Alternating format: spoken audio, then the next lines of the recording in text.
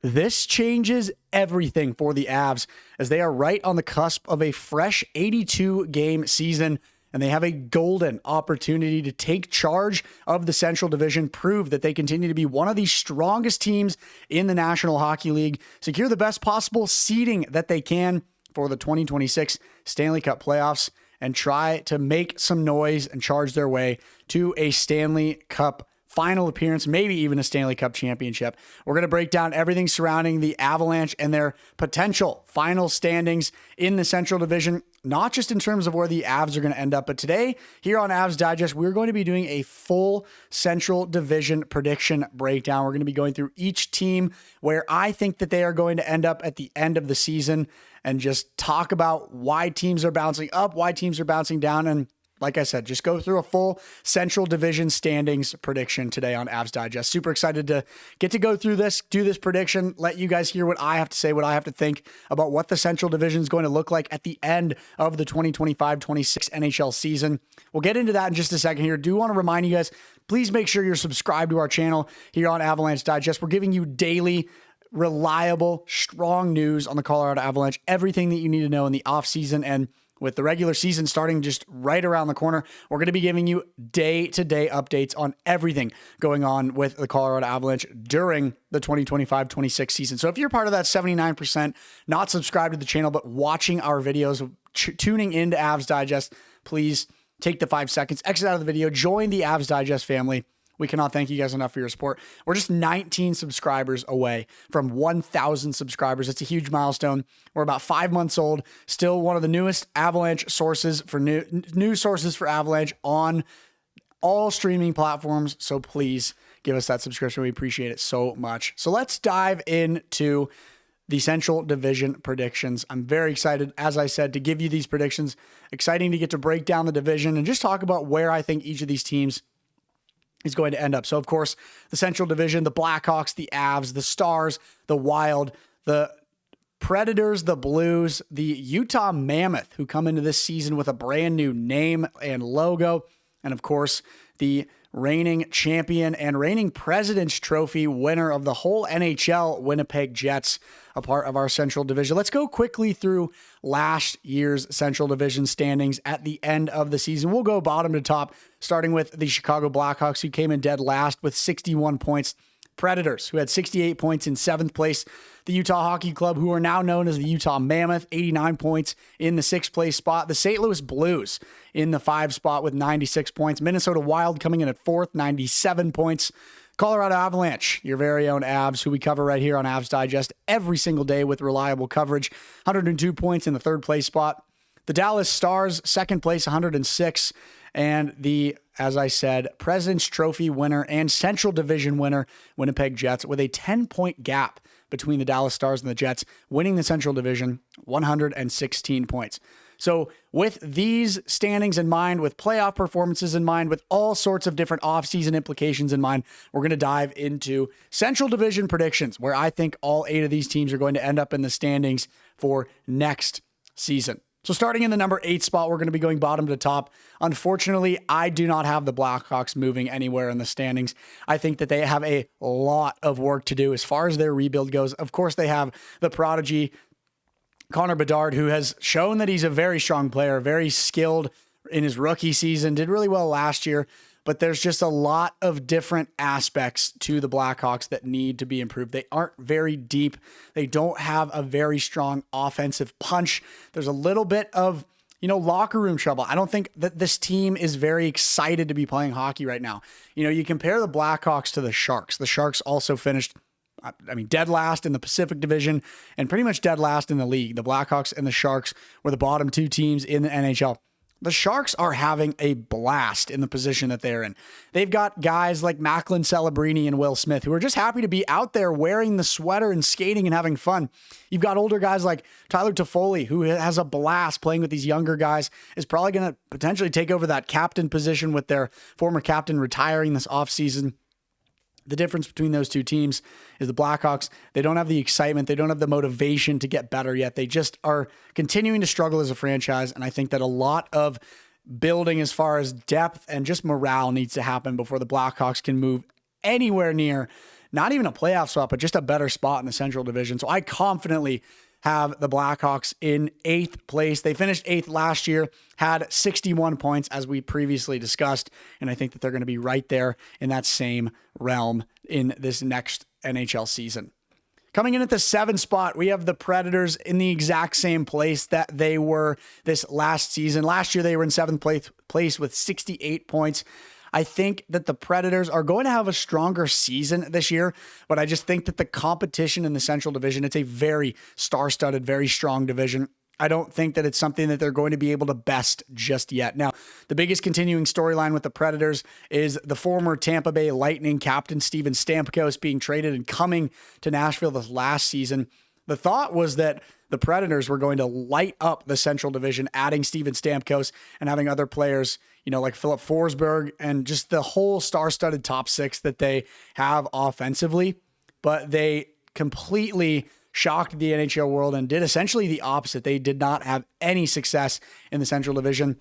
And my prediction is that they're going to continue to struggle. They're going to continue to be working out some kinks in this next season, and that the just sheer competition in the Central Division is going to be too much for them to handle, and they're not going to be able to hold on to a higher spot. They're going to finish right where they were last year, 7th place in the Central Division. Next, in the 6th spot come the Utah Mammoth in their inaugural season as the Utah Hockey Club, formerly known as the Arizona Coyotes. Last season, they had 89 points, finishing 6th in the Central Division. So I've got them once again in the exact same spot as they finished last year. They have made some big additions over the offseason, signing players like JJ Peterka and just making a lot of really strong additions to their team. Overall, you've got a really strong player as well in Logan Cooley, who's continuing to develop and is fitting in really well on a team that's now in a much better market for hockey and has a really, really strong following, playing in the Delta Center out in Salt Lake City. So I think that they're going to have a really strong season. I just don't think that they're going to be able to inch their way up to the top 5 of the Central Division, because like we talked about, the Central Division, those top 4 or 5 teams, very star-studded, very strong teams, just a lot of really good hockey going on. And I don't think that the Mammoth are quite in the position where they're going to be able to edge some of those higher teams out. But this is a franchise that I'm excited about. I think that they're going to continue to thrive, like I said, playing in a much better market for the NHL. And I'm excited to see what they do in the Central Division this year. Prove me wrong, Utah. Finish higher than the number 6 spot. I would love to see them, sneak their way into a higher position in the Central Division. But as far as my predictions go, and as far as my gut feeling and my knowledge of the division and hockey goes, I don't see them getting past teams like the Wild, the Stars, the Avs, the Jets, blah, blah, blah, which we're going to start diving into those teams in just a moment here. So number 6, Utah Mammoth. That's where I've got them finishing for this year's Central Division standings. Going into the number 5 spot, I have the Minnesota Wild. Now, this is where things start to get a little bit different from last year's Central Division standings, and where I think some teams are going to be finishing in different places. So the Wild last year had 97 points, just 1 point ahead of the Blues, and they finished 4th in the Central Division. Now, I have them finishing 5th. I think that they're still a really strong team, and I think that they immediately, deserved to finish where they did in the Central Division last year, and they made a really strong punch at the Vegas Golden Knights in the playoffs. They were playing heavy-hitting, strong hockey against the Knights. I mean, to be honest, I had my thoughts, I had my predictions going into the Stanley Cup playoffs last year, and I had Vegas winning, but I had it in 7 games. I honestly was confident that the Wild were going to put up a good fight. And then after watching those first 2 games against the Vegas Golden Knights, I was like, oh my God, this team might shock the NHL playoffs and knock out the Vegas Golden Knights. Obviously they didn't, they weren't able to, but I think they're going to be able to have that same kind of punch packing, really exciting level of hockey coming into this season. The only thing that I think is going to keep them in that 5 spot rather than in the top 4 is I think a player like Kirill Kaprizov, he had an ungodly start to the season last year, was leading the league in goals, just pumping pucks through the net left and right. I don't think that there's going to be something like that again. Obviously, I hope the guy can continue to produce as much as he can, but I think it's going to be a little bit more of like a back to reality type of vibe where, the Minnesota Wild do well. They are in this area of the standings where they're bouncing between the 6, 5, 4 spots, kind of up and down and around that area. but I don't think that they're going to be able to get higher than the 5 spot, which is why I think they're going to be finishing 5th in the Central Division this season. Moving on to the number 4 spot, and here's when things get really interesting. I have, I have the Dallas Stars finishing 4th in the Central Division this year. And this might shock a lot of you, considering the Dallas Stars not only edged out the Avs in the standings last year, but also beat them in 7 games in the first round of the playoffs, courtesy of the former Avalanche Stanley Cup champion Mikko Rantanen. But I think there's a few things about the Dallas Stars that are going to not allow them to have as good of a season and put them lower in the standings. They finished 2nd in the Central last year, 106 points on the season for the Dallas Stars. And for the 2nd straight year, they made it to the Western Conference Final. And for the 2nd straight year, they faced the Edmonton Oilers. But for the 2nd straight year, they got whipped by the Edmonton Oilers as well. Embarrassed, if you will. As much of a hater of the Stars as I am not a fan of the Stars at all. You know, there's teams I can tolerate. There's teams that I'm kind of rooting for in the back of my mind, not the Dallas Stars. I absolutely despise them, but I will hand it to them. They have a strong, deep team. They are very strong, heavy hitting, strong offensively shooting hockey team. And, you know, at the end of the day, even though it was an ugly win against the Avs, they got the series win, and then they were able to beat the Jets in 6 games. And then when they get to the Oilers, they just get embarrassed by Edmonton. It's just pitiful. And I think that this coming year, back-to-back appearances to the Western Conference Final, 2 straight years in a row, where they get just absolutely embarrassed and whipped by Edmonton, I think that takes a big mental toll on some of these players. And I think that not having, you know, the thought in their mind where, you know, they have the thought in their mind where they can only get to the Western Conference Final, and then it's just essentially getting tired and beat down by the team that they're playing. I think that that's going to have a major weight on them, a major toll on them, you know. And then a few other reasons why I think they're going to be finishing lower. You know, you got players like Mason Marchment, who was traded to the Seattle Kraken. He was a strong, deep offensive player on the roster for the Stars, and he's not with the team anymore. And that's going to play a factor as far as what they're going to be able to do within the regular season. Now, the most notable aspect of the Stars that I think is going to show a little bit of a drop-off as far as their end-of-season standings, they fired their head coach, Pete DeBoer, at the end of the playoff run that they had where they made it all the way to the Western Conference Final and lost. If you remember in that last game of the WCF when they lost in 6 games to Edmonton, Pete DeBoer pulled Jake Ottinger like 2 minutes into the game. And, you know, then he had a press conference. He talked about how it was kind of to scare his guys. And just there was a lot of controversy around that decision and around just the overall theme of pulling your all-star goalie in a Western Conference Final elimination game. And so they head into this next season with head coach Glenn Glutzen, who was hired during the offseason. And I think that a new head coach is also going to cause kind of some shakeup in the Dallas Stars locker room. And I think we're going to see, for the first time in a while, a little bit of a drop-off as far as what the Stars are able to do during the regular season, as well as in the playoffs. Moving on to the number 3 spot, we have the St. Louis Blues coming into the number 3 spot in this coming year's Central Division standings. Last season, they had 96 points, came in 5th place. The biggest difference in this team this coming year is head coach Jim Montgomery. He got added to the St. Louis Blues coaching staff after being fired by the Boston Bruins midway through last season. And you saw what the Blues were able to do as soon as Monty came into that office, as soon as he came into that locker room and started cooking up his coaching style with this St. Louis Blues roster. They were the best team after the Four Nations face-off. They clinched a playoff spot against the President's Trophy Winnipeg Jets with the Vezina and Hart-winning trophy goalie Connor Hellebuck. They brought them to 7 games, and they didn't just bring them to 7 games. You know, it's obviously, if you're a Blues fan, heartbreaking how this went down.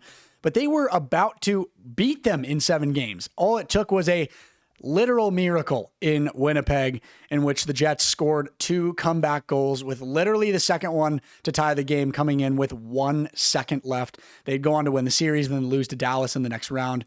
Nevertheless, I mean, the Blues, they show that with Monty in the locker room in that head coach role, they are a force to be reckoned with, and they are an exciting team to be watching out for. And I think that they are going to make some noise in the league this year, and I think that they're going to, you know, finish top 3. I think they're going to be in that 3rd spot in the Central Division, and I'm super excited for it. At the number 2 spot, it is the one, the only, your very own Colorado Avalanche, the team to be, my favorite team, obviously the team that I love watching, the team that I love covering. The Colorado Avalanche, I predict that they will be finishing second this season in the Central Division standings. Last year, they finished third with 102 points. I think that there are certain aspects to this Avs team, which we've talked about on the channel a few times throughout the offseason, that are going to make this team a lot better and just an overall force to be reckoned with. The first few that come to my mind, the captain is back, Gabriel Landeskog. That is a huge piece for the locker room, for the morale, for the mentality of the team. And he's going to be playing on that second line with Brock Nelson and Valeri Nichushkin. I mean, that is a elite second line. And we've talked about how strong our top 6 is. And our bottom 6, it's right there. The Victor Olofsson signing is really big for adding depth, adding scoring, adding really strong bottom 6 hockey. There's just 1 or 2 more additions that need to be made. Another thing that I love about the Avs heading into the season is the goalie tandem. We have a really strong goalie tandem, Mackenzie Blackwood and Scott Wedgwood, heading into this next season. We don't have to deal with Alexander Forgolgiev coming into this next National Hockey League season. We can feel confident about goaltending, and we hopefully won't drop 5 straight games to start the season. I'm not sure if anyone remembers going 0-5 to start last NHL season. Once we switched things up, once we got a new goalie tandem, that was when things really started to look good for the Avs. And coming into the season with a lot more confidence in goaltending in our top 6, and maybe a few more moves to be made with our remaining cap before the start of the season, I think they're going to get off to a hot start. They're going to secure a strong base in the Central Division early and be able to secure that final spot, the number 2 spot in the Central Division at the end of the season. Now, as you know, there's only one team left, the moment we've all been waiting for. The number 1 team in my Central Division predictions, the Winnipeg Jets. I think that this is a ridiculously strong regular season NHL team. I think that they have insane goaltending in Connor Hellebuck. As I already mentioned, he won the Vezina and he won the Hart. He is just an unreal goaltender. And I think that behind all of the really strong players that they have, Mark Scheifele and just their whole entire top 6 depth. And then, adding a guy like Jonathan Toews, he's making an NHL comeback and he's playing for his hometown team, the Winnipeg Jets. I think that once he settles into playing National Hockey League level hockey again, he's going to add a really strong sense of depth and just sense of play style to the Winnipeg Jets. They are a really strong team. They had one of the hottest starts in the history of the NHL this last year, winning 15 straight games. It was unreal. And I just think that during the regular season, the Jets are the team to beat. They're the team to reckon with.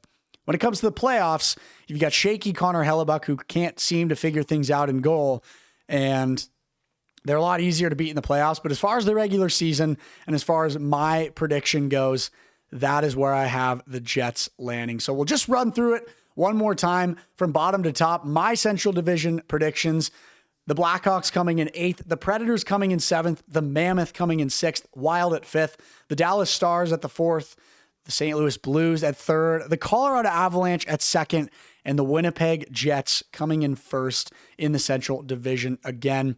Thank you guys so much for tuning in to this year's Central Division prediction. Let's hope that the Avs can come through on this prediction, get that second place spot, maybe even something higher to secure the best possible seeding that they can for the next NHL playoffs.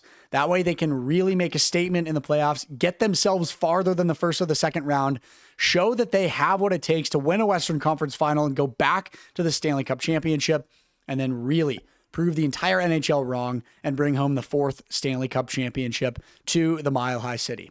Let me know what you guys think of the prediction in the comments. Give me your thoughts. Give me your opinions. We appreciate you guys tuning in as usual. Have a great rest of your day. Cheers, everybody.